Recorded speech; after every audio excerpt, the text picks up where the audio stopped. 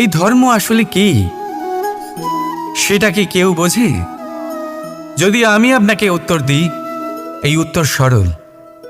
ধর্ম হলো তাই যা মানুষকে অন্য মানুষের সাথে, সমস্ত বিশ্ব সংসারের সাথে আনন্দ সহকারে বাঁচতে শেখায়।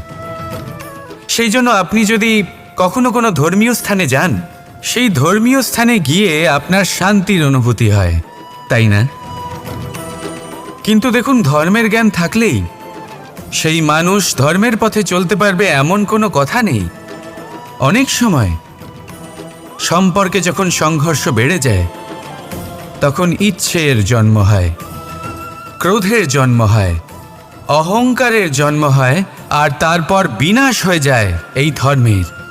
সেই জন্য দ্বিতীয় সবথেকে গুরুত্বপূর্ণ গুণ যা আমার সারথীর মধ্যে থাকা উচিত, তা হলো ধর্মবীর হওয়া।